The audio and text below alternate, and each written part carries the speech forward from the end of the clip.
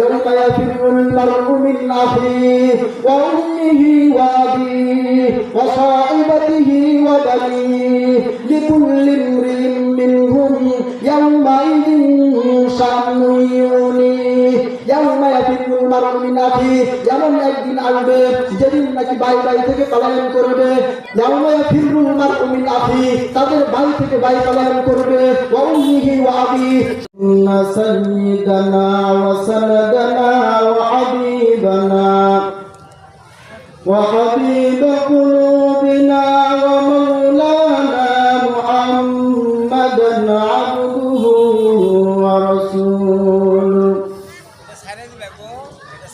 الذي أرسله بالحق بشيرا ونذيرا وداعيا إلى الله بإذنه وسراجا منيرا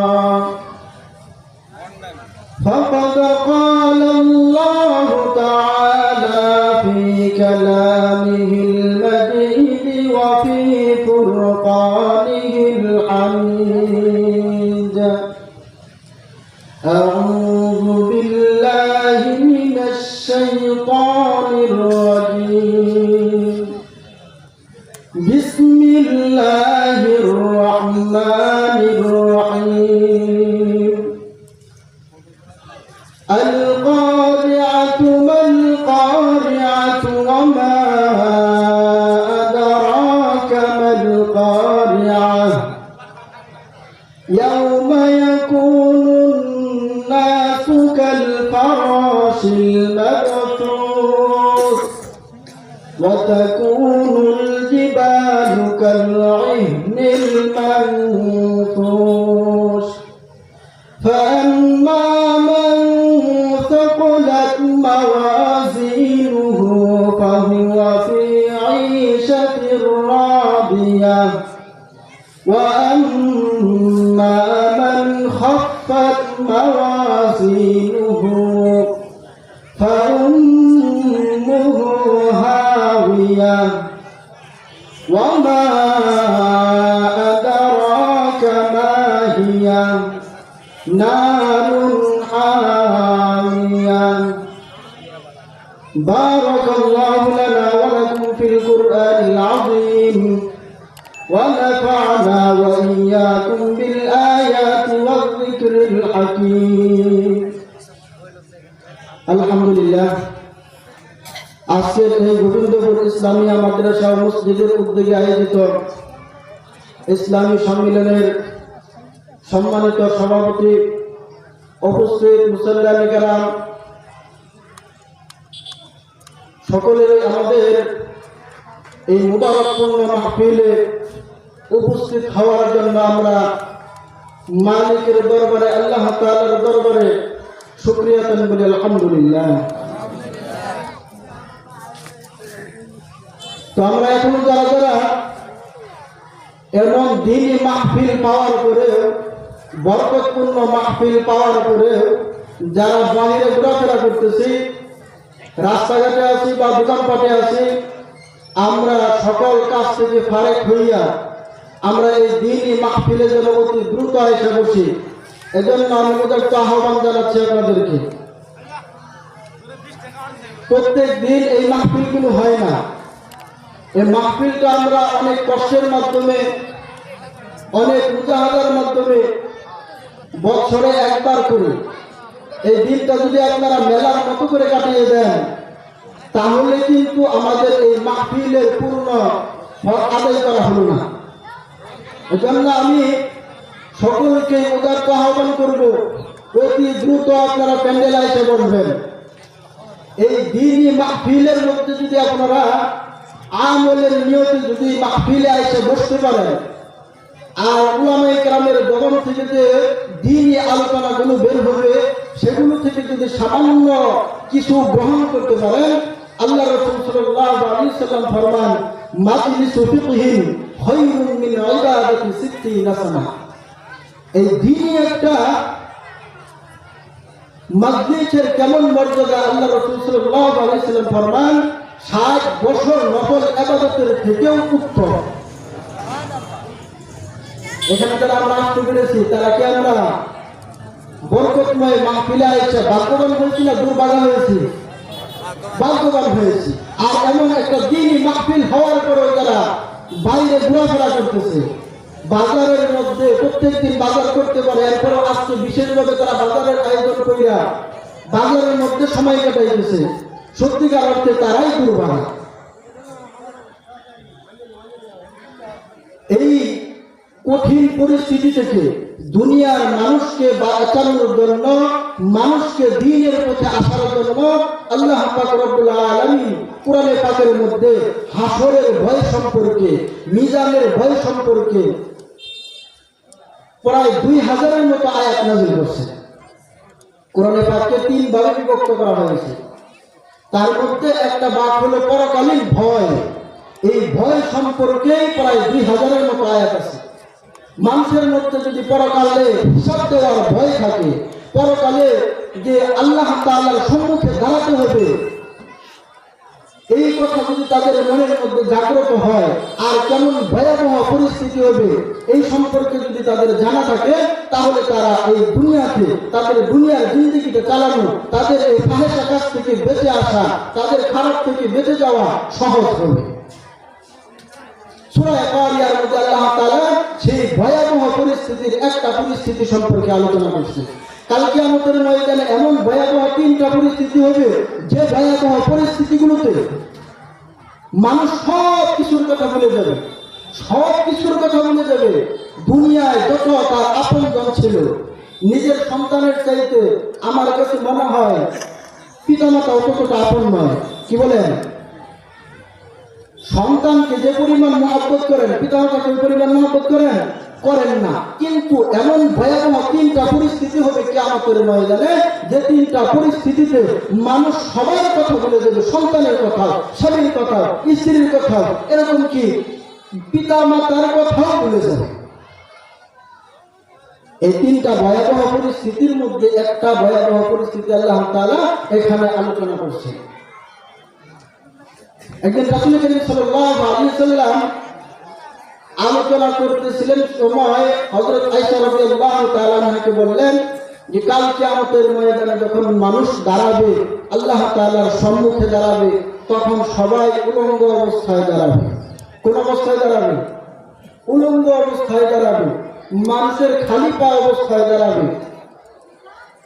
আল্লাহ রাসূল সাল্লাল্লাহু আলাইহি ওয়াসাল্লামের এমন কথার জবাবে আয়েশা রাদিয়াল্লাহু তাআলা আনহা বললেন, ইয়া আল্লাহ রাসূল, কিয়ামতের ময়দানে এত লক্ষ লক্ষ সকল মানুষ, নারী পুরুষ সবাই একসাথে দাঁড়াবে, আর সেখানে উলঙ্গ অবস্থায় যদি দাঁড়ায় তাহলে লজ্জা শরমের ব্যাপার হবে না?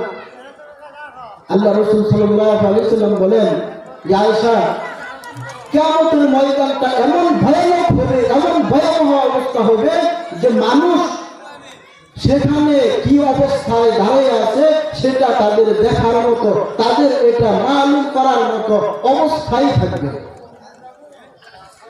তাহলে মনে হইতেছে মনে হয় অল্প সময় দাঁড়ায় থাকা লাগবে নাকি?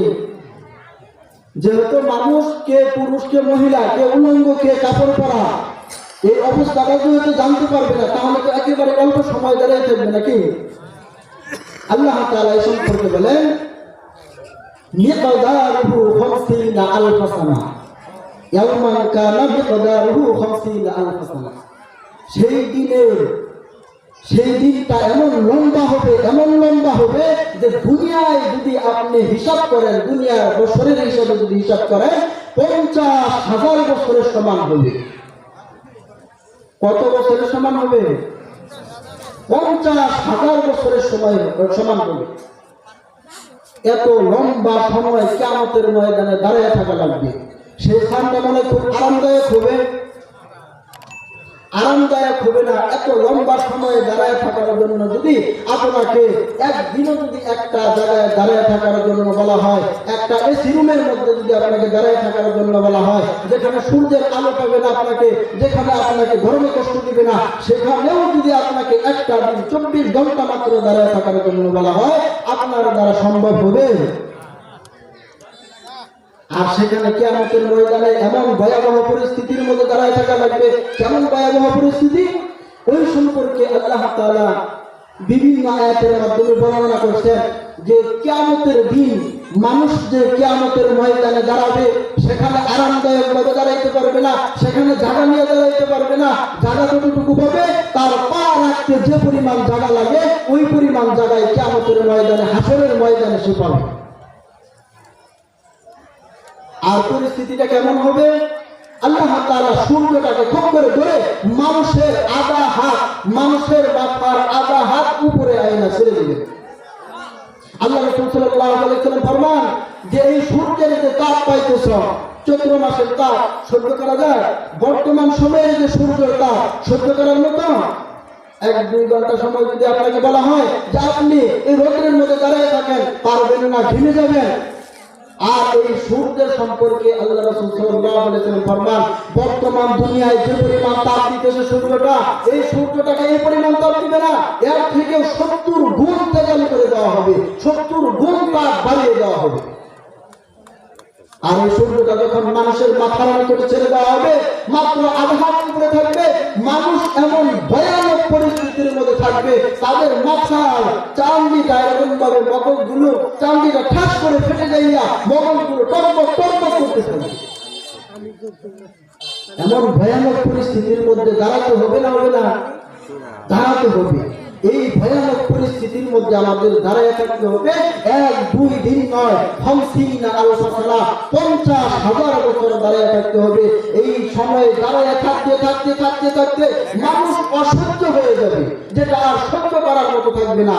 কাফের বেঈমান মুশরিকরা পর্যন্ত বলতে থাকবে যে আমাদের ভাগ্যে যদি জাহান্নাম লিখে থাকে, আমাদের ভাগ্যে যদি জাহান্নাম লিখে থাকে, তাহলে আমাদেরকে জাহান্নামে দিয়ে দেওয়া হোক, এরপর আমাদের এই হাসরের ময়দান থেকে সরানোর ব্যবস্থা করে দেওয়া হোক। কেমন ভয়ানক হতে পারে একটু চিন্তা করছেন? ওই সময় আল্লাহ রাসূল সাল্লাল্লাহু আলাইহি ওয়াসাল্লামের কাছে, আল্লাহ রাসূল সাল্লাল্লাহু আলাইহি ওয়াসাল্লামের কাছে ছাড়া এই ভয়ানক পরিস্থিতি থেকে বাঁচার কোনো উপায় থাকবে না। কিন্তু এই অপরাধী লোকগুলো সর্বপ্রথমে হযরত আদম আলাইহিস সালাতু ওয়াস সালামের কাছে যাবে। হযরত আদম আলাইহিস সালাতু ওয়াস সালামের কাছে যাইয়া বলবে, বাবা আদম, আপনি তো আমাদের আদি পিতা, আপনি আমাদেরকে আজকের এই দিন থেকে, এই হাসরের ময়দান থেকে পার হওয়ার জন্য বিচার কাজ যেন সম্পন্ন করা হয়, বিচারের কাজ যেন শুরু করা হয়, এজন্য আপনি সুপারিশ করেন। হযরত আদম আলাইহিস সালাতু ওয়াস সালাম বলবে যে না না, এই কাজ আমার না। এখানে আরো কথা আছে। আদম আলাইহিস সালাতু ওয়াস সালাম বলবেন যে আমাকে জান্নাতে দেওয়ার পরে আমাকে বলা হয়েছিল যে অমুক গাছের ফল খাইবে না, কিন্তু আমি ভুলবশত শয়তানের প্রতারণায় পড়িয়া আমি সেই গাছের ফল খাইছি। আজকে যখন সুপারিশ করতে যাব, তখন যদি আমার সুপারিশ গ্রহণ না কইরা আমার আমি কেন তার আল্লাহ তাআলার কথার অবাধ্য হইলাম সে প্রশ্ন যদি করে বলেছে, তাহলে আমি কি উত্তর দিব? তাই আমি এই তোমাদের জন্য সুপারিশ করতে পারবো না। তখন সবাই আবার হযরত নূহ আলাইহিস সালামের কাছে যাবে, এভাবে হযরত ইব্রাহিম আলাইহিস সালামের কাছে যাবে, হযরত মুসা আলাইহিস সালামের কাছে যাবে, হযরত ঈসা আলাইহিস সালামের কাছে যাবে, এভাবে সর্বশেষ হযরত মুহাম্মদুর রাসূলুল্লাহ সাল্লাল্লাহু আলাইহি ওয়াসাল্লামের কাছে যখন যাবে, তখন হযরত রাসূল কারীম সাল্লাল্লাহু আলাইহি ওয়াসাল্লাম বলবেন যে আজকের দিনের সুপারিশ আমি করব, তবে আমি আগে আল্লাহ তাআলার কাছে অনুমতি নিয়ে নেই যে আমার আজকের সুপারিশ, এই মুহূর্তের সুপারিশ আল্লাহ তাআলা কবুল করবেন কি করবেন না। তাহলে কেমন ভয়ানক পরিস্থিতিটা হবে একটু বুঝতে পারছেন? যেখানে কোনো নবী রাসূলরা পর্যন্ত সুপারিশ করার সাহস পাবে না। তাহলে একটু খেয়াল করেন, যারা এখন পর্যন্ত এই আধুনিক যুগ পর্যন্ত, যেখানে এখন বাংলায় সমস্ত হাদিসের কিতাবগুলো পাওয়া যায়, বাংলায় কোরআন তাফসীর পাওয়া যায়, সবকিছু পড়তে পারে, জানতে পারে, এরপরে যে সমস্ত ঘুমরা লোকগুলো বঙ্গপীরদের সুপারিশের আশায় তাদের মুরিদ হইলে কোনো নামাজ কালাম কিছুই লাগবে না, এই ধরনের আশা নিয়ে বসে রয়েছে, বলেন তো তাদের অবস্থাটা কি হবে? অত্যন্ত ভয়ানক হবে তাদের অবস্থাটা। কারণ তাদেরকে সেখানে তাদের পীর বাবা তো সেখান থেকে পার করবে তো দূরের কথা, সেখানে দাঁড়ানোর সাহস পাবে না। আর সুপারিশ শুধু যার ইচ্ছা, যাকে সুপারিশ করার ইচ্ছা সে তাকে সুপারিশ করে জান্নাতে নিয়ে গেল, সুপারিশটা কি এমন হবে? এমন নয়, যার ব্যাপারে যে সময় সুপারিশ করা আল্লাহ তাআলা অনুমতি দিবে তার ব্যাপারে শুধু সেই সুপারিশ করতে পারে। আল্লাহ রাসূল সাল্লাল্লাহু আলাইহি ওয়াসাল্লাম আল্লাহ তাআলার অনুমতি নিয়ে তারপর এই বিচারের কাজ শুরু করার জন্য আল্লাহ তাআলার কাছে সুপারিশ করে। এই হাসরের ময়দানে বিচারের কাজ যখন শুরু হবে ওই সময় তিনটা পরিস্থিতি এমন হবে যে তিনটা পরিস্থিতিতে মানুষ সমস্ত কিছুর কথা ভুলে শুধুমাত্র নিজের কথা চিন্তা করবে। এই সময়গুলো আমাদের জানার দরকার আছে না নাই? এই সময়গুলো জেনে আমাদের জীবনকে যেন আমরা ওই ভয় যেন আমাদের অন্তরের মধ্যে জাগ্রত রেখে আমরা যেন সকল পাপ কাজ থেকে যেন বেঁচে থাকতে পারি। এজন্য আমাদের অন্তরের মধ্যে এই তিনটা সময়কে জাগ্রত রাখা লাগবে যে কোন তিনটা সময় এমন ভয়ানক হবে যে সময়ে সকল মাখলুকের কথাই বলে দেবে, সকল বস্তুর কথাই বলে দেবে, শুধুমাত্র নিজে বাঁচার জন্য চেষ্টা করবে। এই দুনিয়ার জিন্দেগিতে মানুষ যে সমস্ত আমলই করুক না কেন তাদের এই আমলগুলো লেখার জন্য ডান কাঁধে একজন ফেরেশতা বাম কাঁধে একজন ফেরেশতা আছে। এটা কি জানেন আপনারা? ডান কাঁধে একজন ফেরেশতা বাম কাঁধে একজন ফেরেশতা আছে, এটা কি আপনারা জানেন? এদেরকে আল্লাহ তাআলা কি দায়িত্ব দিয়েছে জানেন? কিরামান কাতিবিনা ইয়ালামুনা মা তাফআলুন।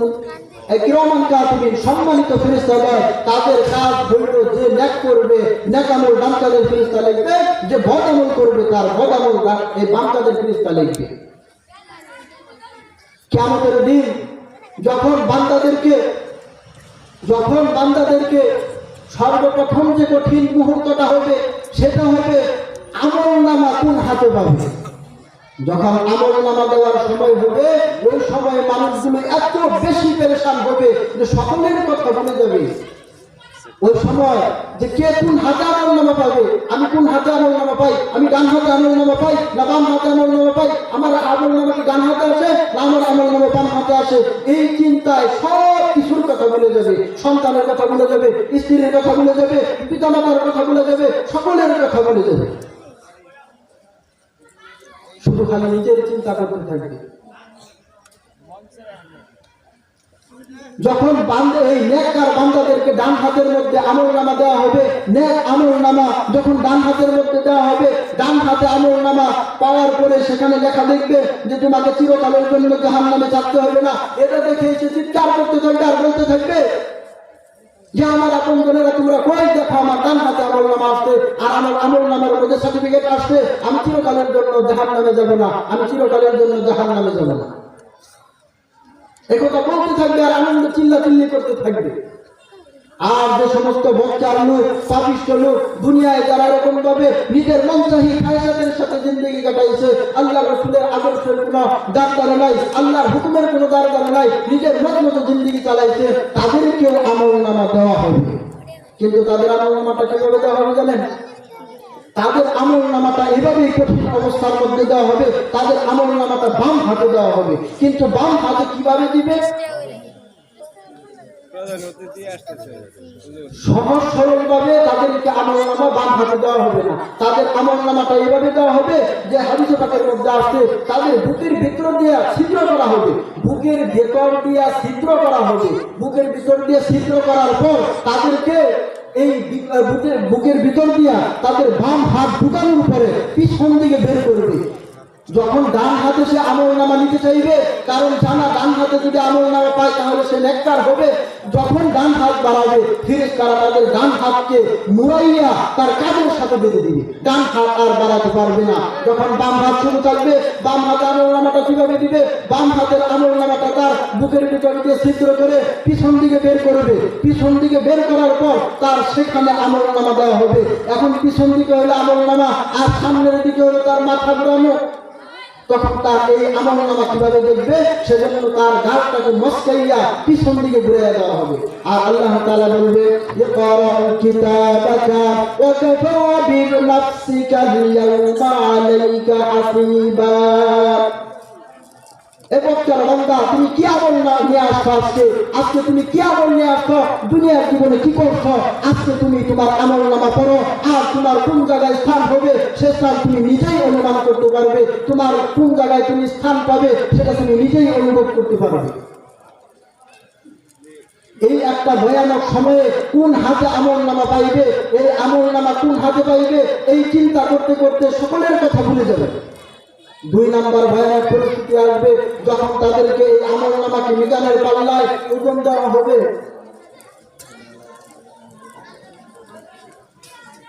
তো বলতেছিলাম কি যে প্রথম নম্বর ভয়ানক স্থানটা হবে যখন তাদেরকে আমল নামা দেওয়া হবে, ওই সময় তারা এমন পেরেশানি হবে যে সকলের কথা ভুলে যাবে। দ্বিতীয় নম্বর স্থান এই যে সূরা কারিয়ার মধ্যে আল্লাহ তাআলা বলছে, فَأَمَّا مَنْ ثَقُلَتْ مَوَازِينُهُ فَهُوَ فِي عِيشَةٍ رَاضِيَةٍ وَأَمَّا مَنْ خَفَّتْ مَوَازِينُهُ فَأُمُّهُ هَاوِيَةٌ। যে সময় তাদেরকে আমল নামাগুলোকে ওজন দেওয়া হবে, আমল নামা ওজন যার আমল নামার পাল্লা যার নেক আমলের পাল্লা যার বাড়ি হয়ে যাইবে, নেক আমলের পাল্লা যার বাড়ি হয়ে যাবে, আল্লাহ তাআলা তাদেরকে সুখময় জিন্দেগির ঘোষণা দিয়ে দিবে। আর যাদের বদ আমল নামাটা বদ আমলের পাল্লাটা বাড়ি হয়ে যাবে, তাদের জন্য কঠিন হাবিয়া নামক জাহান্নাম প্রস্তুত করা হয়েছে, এই ঘোষণাটা দেওয়া হবে। যখন এই আমল নামা ওজন দেওয়া হবে, এই সময়ে মানুষগুলো অত্যন্ত পেরেশান হয়ে যাবে যে আমার আমল নামার পাল্লা হালকা হয় না আমার আমল নামার পাল্লাটা নেক আমলের পাল্লাটা ওজন হয় ভারী হয়। এই চিন্তায় তারা সব কিছুর কথা ভুলে যাবে। ওই সময় তাদেরকে এরকম ভাবে যখন এই নেক আমল ওজন দেওয়া হবে, বচ্চারের নেক আমল শুধুমাত্র একবার ওজন দেওয়া হবে, তাদের নেক আমলগুলো কিভাবে ওজন দেওয়া হবে? একবার ওজন দেওয়া হবে। ওজনের সিস্টেম হইল তারা যে সমস্ত নেক আমলগুলো করছে, দুনিয়ায় সমাজ সেবামূলক কাজ করছে, দুনিয়া এরকম ভাবে তারা মানুষকে কিছু দান খয়রাত করছে, মানুষের কিছু উপকারী কাজ করছে, তাদের এই সমস্ত নেক আমলগুলো এক পাল্লায় রাখা হবে। আর তারা যে কুফর করছে, তারা যে আল্লাহকে বিশ্বাস করে নাই, এই গুনাহটা আরেক পাল্লায় রাখা হবে। যখন আরেক পাল্লায় এই কুফরের গুনাহটা রাখা হবে, সঙ্গে সঙ্গে তার সমস্ত নেক কাজগুলো উপরে উঠে যাবে, সাল্লাহ এই খফাত হয়ে যাবে, পাতলা হয়ে যাবে, আর কুফরের পাল্লাটা ভারী হয়ে যাবে। সাথে সাথে তাদের ঘোষণা দেওয়া হবে তাদেরকে জাহান্নামের দিকে নিয়ে যাও, তাদের আর কোনো কিছু মাফামাফির দরকার নাই, একবার ওজন হবে। আর নেক আমল যারা করবে, যারা ঈমানওয়ালা, তাদের প্রথমবার এই যেরকম ভাবে নামাজ বাদ দিচ্ছে, তারা জিনা করছে, তারা রোজা রাখে নাই, তারা বদমাইশি করছে, বিভিন্ন প্রকার খারাপ কাজ করছে, সমস্ত খারাপ কাজগুলোকে এক পাল্লায় রাখা হবে। আর তাদের যে ঈমান নামের যে বস্তুটা তাদের মধ্যে, লা ইলাহা ইল্লাল্লাহ মুহাম্মাদুর রাসূলুল্লাহ, এই মুহাম্মাদুর রাসূলুল্লাহ সাল্লাল্লাহু আলাইহি ওয়াসাল্লামের সাক্ষ্যদানের এই কালিমাটাকে আরেক পাল্লায় রাখা হবে। সমস্ত নামাজ ছেড়ে দেওয়া, রোজা ছেড়ে দেওয়া, চুরি করা, জিনা করা, সমস্ত গুনাহের পাল্লাটা উপর দিকে উঠে যাবে। আর এই লা ইলাহা ইল্লাল্লাহ বিশ্বাস করার পাল্লাটা ভারী হয়ে যাবে। এই পর্যন্ত যদি শুনে যান তাহলে তো কাজ হয়ে যাবে। নেক আমলের পাল্লা ভারী হয়ে গেল না, নেক আমলের পাল্লা ভারী হয়ে গেল, তাহলে তো জান্নাত পেয়ে গেলাম। কিন্তু এখানে আরেকবার ওজন হবে। যারা মুত্তাকি তাদের আমলের পাল্লাটা আবার এই আমলগুলোকে আবার ওজন দেওয়া হবে। এখন তো ইমানের সাথে টক্কর দেওয়া হয়েছে, তার জন্য তার নামাজ ছেড়ে দেওয়ার পাপটাও উপরে উঠে গেছে, তার রোজা ছেড়ে দেওয়ার পাপটাও উপরে উঠে গেছে, খফাত হয়ে গেছে, পাতলা হয়ে গেছে। এই ইমানের মোকাবেলা এগুলো সব পাতলা হয়ে গেছে। কিন্তু যখন তার এক পাশে বদগুলো নামাজ ছেড়ে দেওয়া, আরেক পাশে নামাজ পড়া, এক পাশে রোজা ছেড়ে দেওয়া, আরেক পাশে রোজা করা, আরেক পাশে এরকম ভাবে যাকাত দেওয়া, আরেক পাশে যাকাত ছেড়ে দেওয়া, এই ধরনের যখন মাপ দেওয়া হবে, ওই সময় বোঝা যাবে যে কার আমল নামা এই নেক আমলের পাল্লা বাড়ি হয় না বদ আমলের পাল্লা বাড়ি হয়। এই সময়টাতে যদি নেক আমলের পাল্লা বাড়ি হয়ে যায় জান্নাতে যাবে, আর যদি বদ আমলের পাল্লা বাড়ি হয়ে যায় তাহলে অল্প সময়ের জন্য না, দীর্ঘমেয়াদী জান্নাতে যাবে, তবে চিরস্থায়ীর জন্য না, চিরস্থায়ীর জন্য না। কাফের বেঈমান যারা আছে তারা শুধু চিরস্থায়ীর জন্য জাহান্নামে যাবে, আর যারা আছে সবাই অল্প সময়ের জন্য কাউকে জাহান্নামে দেওয়া হবে না, তাদেরকে মাফ করে দেওয়া হবে। আর যারা দীর্ঘস্থায়ী মেয়াদের জাহান্নামী হবে তাদেরকে জাহান্নামের মধ্যে দেওয়া হবে। ওই সময় তারা এরকম পরেশান হবে যে সবার কথা বলে যাবে, কারো কথাই তাদের স্মরণ রাখার মতো সময় হবে না। কারণ আমার নেক আমলের পাল্লা বাড়ি হয় না, বদ আমলের পাল্লা বাড়ি হয়। যদি নেক আমলের পাল্লা হালকা হয়ে যায় তাহলে আমার স্ত্রীর কথা চিন্তা করে কোনো লাভ নাই, আমার সন্তানের কথা চিন্তা করে কোনো লাভ নাই, আমার এই পিতামাতার কথা চিন্তা করে কোনো লাভ নাই। আমার আগে এই সময় খালি শুধু নিজেকে বাঁচানোর জন্য নিজের ফিকিরে শুধু খালি ভাবতে থাকবে আমার নেক আমলের পাল্লা বাড়ি হয় না আমার বদ আমলের পাল্লা বাড়ি হয়। এই চিন্তায় এতটাই পেরেশান হবে যে অন্য কিছুর কথা স্মরণ রাখা নিজের স্মরণ থাকবে। 3 নম্বর স্থান হবে, 3 নম্বর স্থান যখন এই ফুলছিরাত পার হবে, ফুলছিরাত যখন পার হবে এই সময় কে কিভাবে পার হতে পারবে না, পার হতে পারবে না, এই নিয়ে তারা এমন পেরেশানির মধ্যে আর চিন্তার মধ্যে পড়বে যে তাদের এই চিন্তার কারণে তাদের এই পিতা মাতার কথা, সন্তানের কথা, স্ত্রীর কথা, সব কিছুর কথা বলে যাবে। আল্লাহ তাআলা এই সম্পর্কে বলেন ইয়াউমা ইয়াফিরুল মারউ মিন আখিহি ওয়া উম্মিহি ওয়া আবিহি ওয়া সাহিবাতিহি ওয়া বানিহি লিকুল্লি ইমরিইন মিনহুম ইয়াউমা ইযিন শা'নুন ইউগনিহি। ইয়াউমা ইয়াফিরুল মারউ মিন আখিহি, এমন একদিন আসবে যেদিন নাকি ভাই ভাই থেকে পলায়ন করবে। ইয়াউমা ইয়াফিরুল মারউ মিন আখিহি, তাদের ভাই থেকে ভাই পলায়ন করবে। ওয়া উম্মিহি ওয়া আবিহি, সন্তানরা পিতামাতা তার স্বামী তার স্ত্রী থেকে, পিতামাতা তার পিতা তার মা থেকে পালন করবে, সন্তান তার পিতামাতা থেকে পালন করবে। এরকম ভাবে তার স্ত্রী তার স্বামী থেকে পালন করবে। কেন পালন করবে? তারা ভাববে যে আজকে দুনিয়ার জিন্দেগিতে তারা আমাদেরকে লালন পালন করেছে, সন্তান ভাববে যে আমাদেরকে অত্যন্ত কষ্টের সাথে লালন পালন করেছে, আমাদেরকে অনেক যত্ন করেছে, নিজে না খাইয়ে আমাদেরকে খাওয়াইছে। আজকে ওই দাদিকে যদি একটা নেক চাইয়া বসে তাহলে উপায় থাকবে না। এজন্য পিতা তার সন্তান থেকে পালন করবে, ভাই তার ভাই থেকে পালন করবে, বন্ধু তার বন্ধু থেকে পালন করবে, কেউ কাউকে চিনতে পারবে না। আল্লাহ রাসূল সাল্লাল্লাহু আলাইহি ওয়াসাল্লাম ফরমান কিয়ামতের দিন যখন নাকি এমন একটা ব্যক্তিকে পাওয়া যাবে যে ব্যক্তির আমলনামা অনেকগুলো নেকি আছে, শুধুমাত্র একটা নেকির জন্য, শুধুমাত্র একটা নেকির জন্য জাহান্নাম সাব্যস্ত হয়, একটা নেকের জন্য জাহান্নাম সাব্যস্ত হয়। তখন ওই লোকটা বলবে ওগো আল্লাহ, আমার দুনিয়াতে তো অনেক আপনজন ছিল, আমার পিতামাতা ছিল, আমার ভাই ব্রাদার ছিল, আমার সন্তান ছিল, আমাকে যদি একটু সুযোগ দাও তাহলে আমি কিয়ামতের ময়দানে ঘুরে ঘুরে আমি একটা নেক সংগ্রহ করতে পারবো।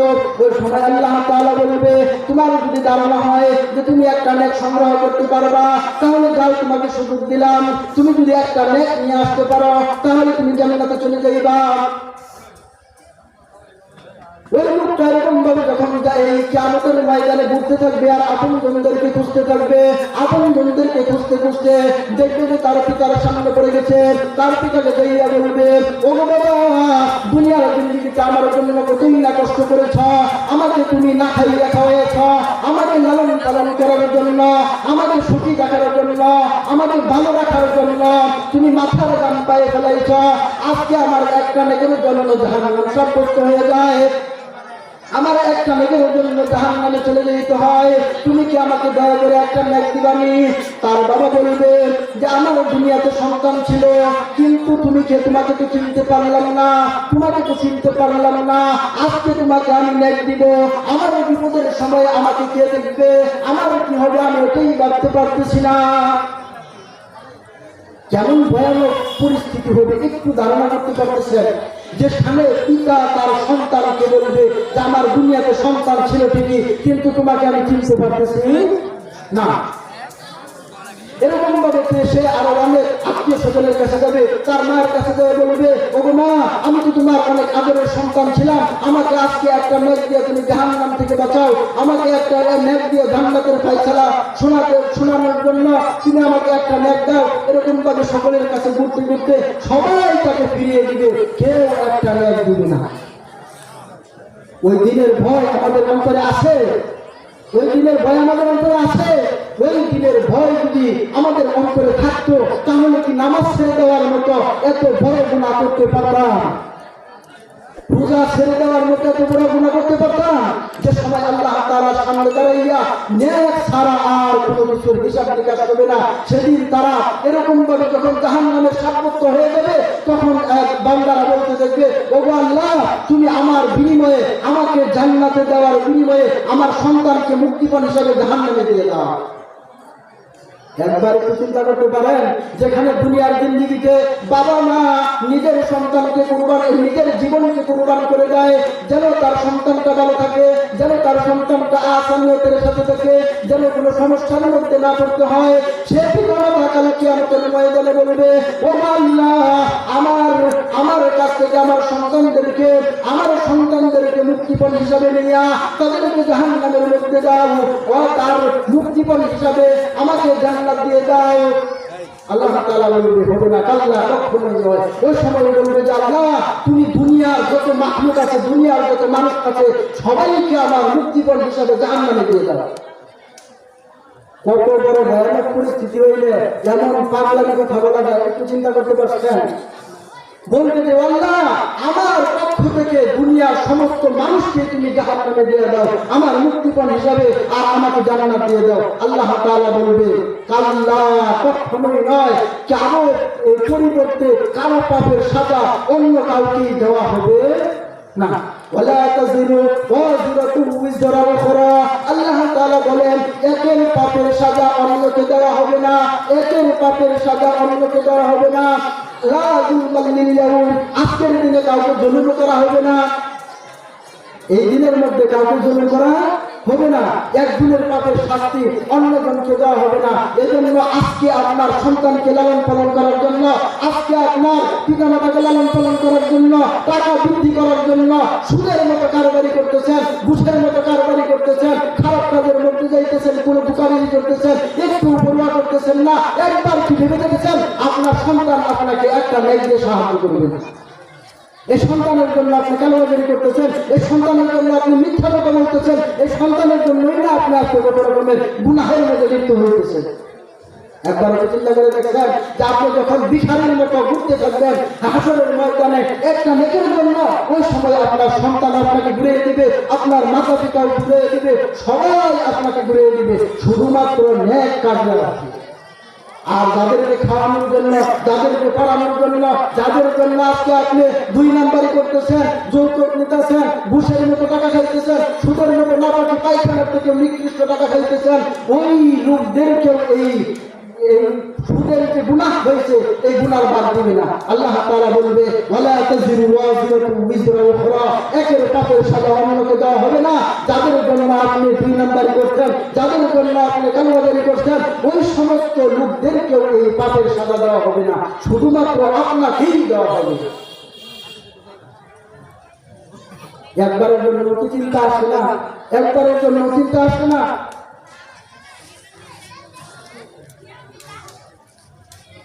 আল্লাহ তাআলা আমাদের সকলকে এই হাসরের ময়দানের ভয় অন্তরের মধ্যে সর্বদা জাগ্রত রাখার তৌফিক দান করুন।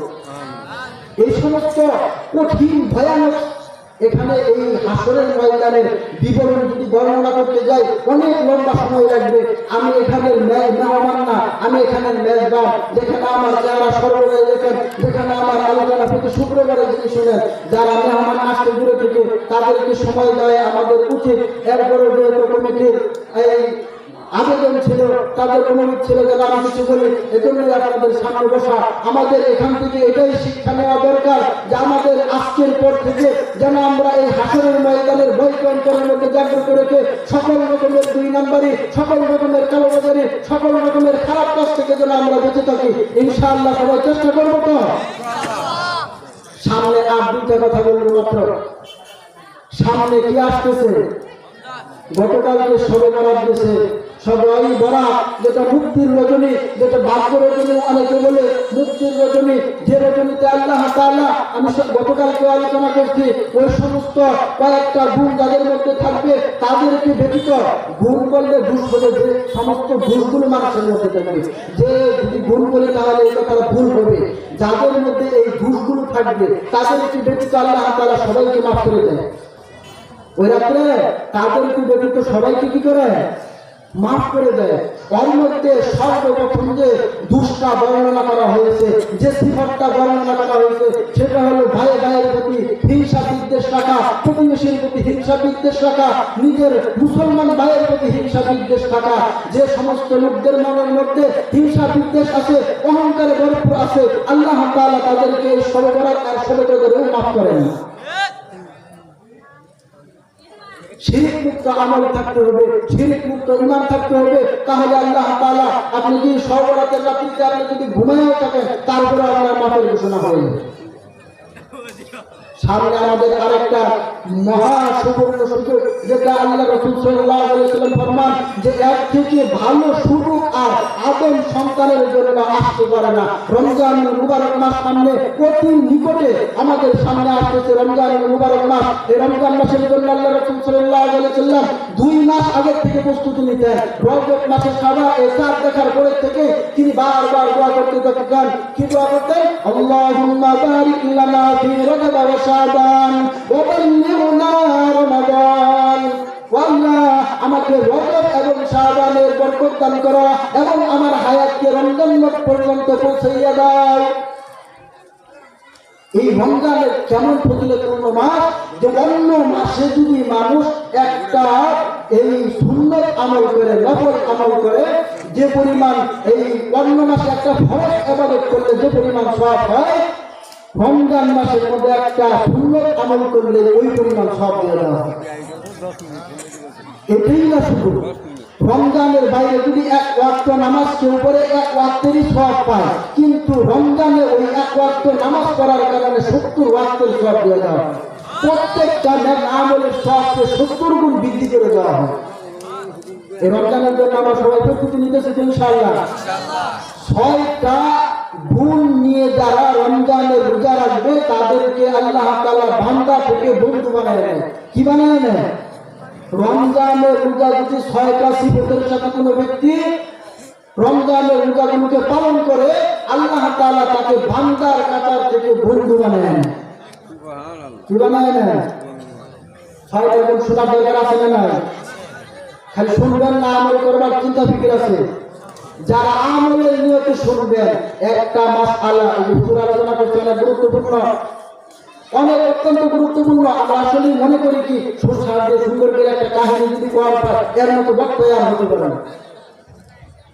কিন্তু বুজুর্গ মানুষরা এই যে হুজুর আলোচনা করছে, তাদের অন্তরের মধ্যে দরদ, অন্যরকম একটা দরদ থাকলে দেখা যে এই গুনাহগার বান্দাগুলোকে, আল্লাহর বান্দাগুলোকে কিভাবে দ্বীনের পথে তোলা যায়, এই গুনাহগার উম্মতগুলোকে, রাসূলের উম্মতগুলোকে কিভাবে নেক পথে আনা যায়, তাদেরকে জাহান্নামের পারে বৈশা জাহান্নামের এই খেলনার দ্বারা খেলাইতে খেলাইতে মজা পাইতেছে, আর মৃত্যুর সাথে সাথে জাহান্নামের মধ্যে নিক্ষিপ্ত হবে।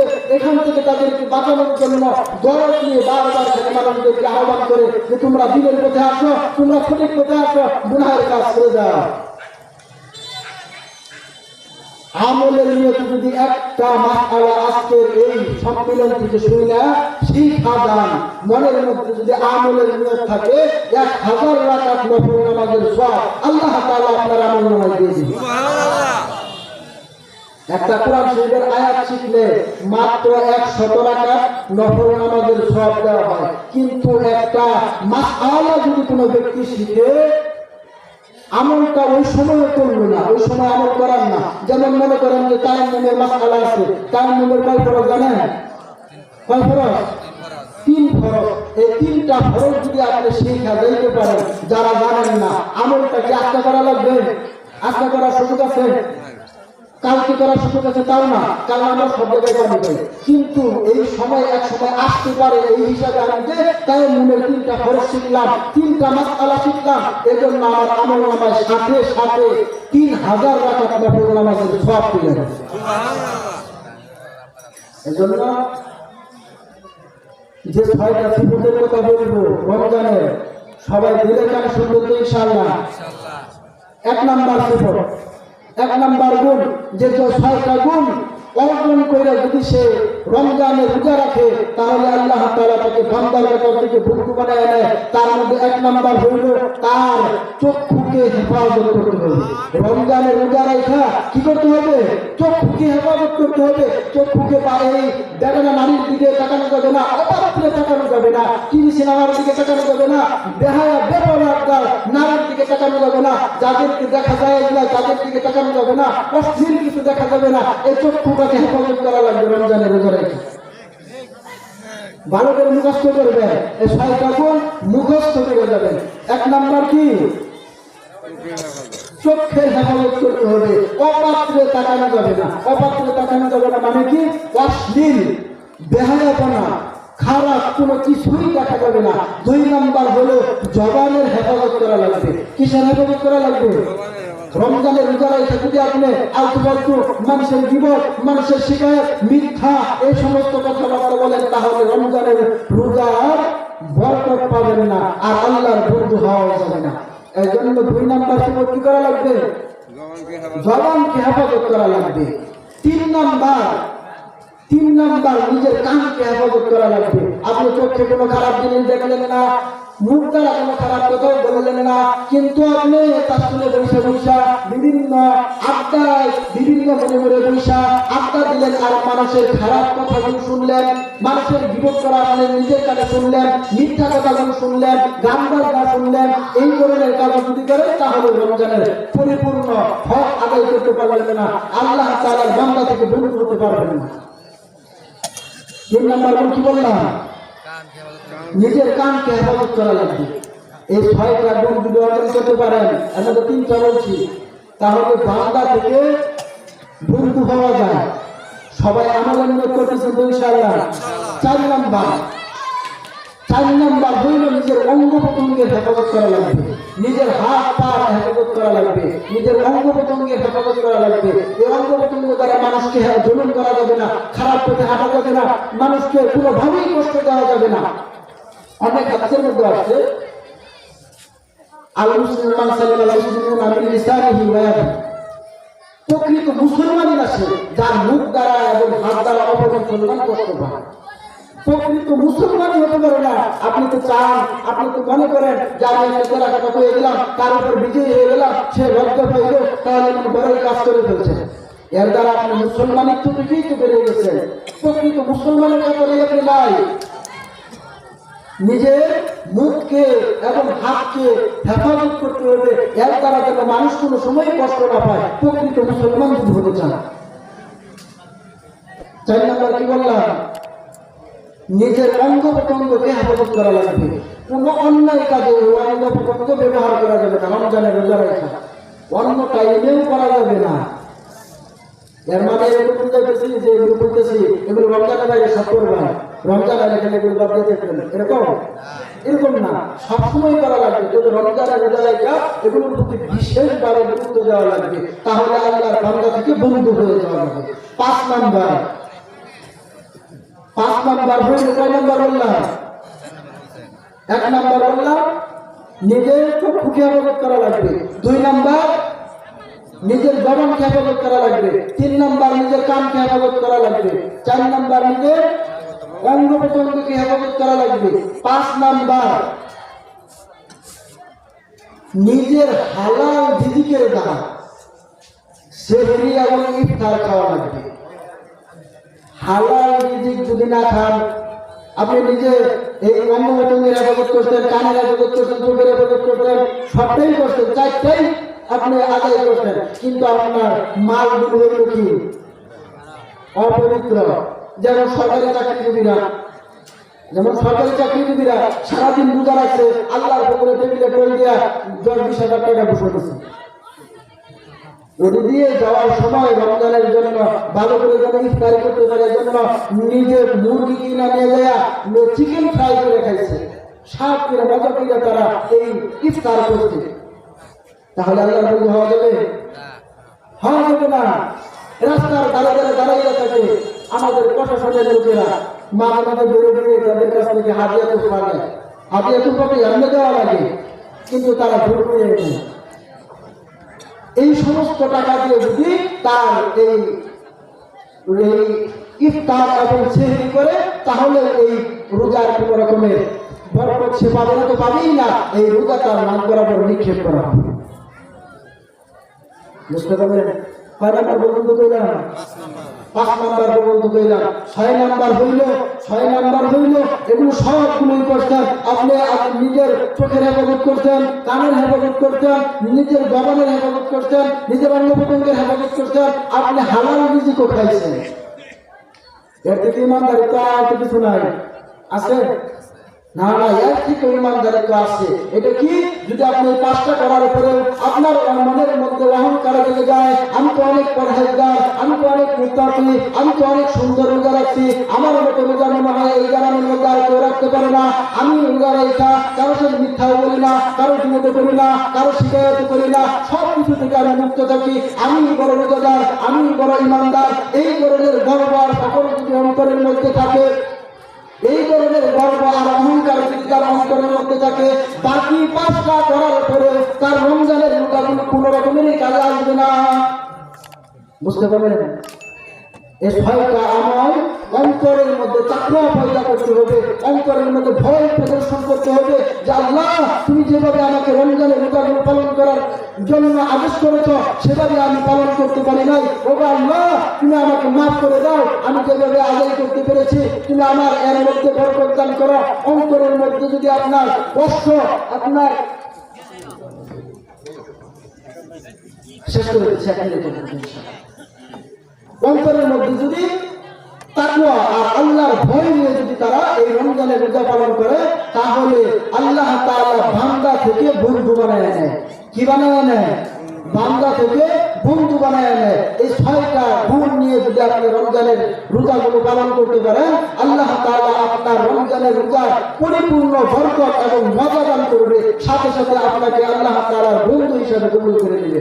আল্লাহ তাআলা আমাদের সকলকেই হাসরের ময়দানের ভয় অন্তরে জাগ্রত রাখিয়া এই 6 সিফতের সাথে সামনে রমজানের জন্য প্রস্তুতি নেওয়ার তৌফিক দান করুন। সবাই বলেন আমিন। আলহামদুলিল্লাহি রাব্বিল আলামিন। আসসালামু আলাইকুম ওয়া রাহমাতুল্লাহ।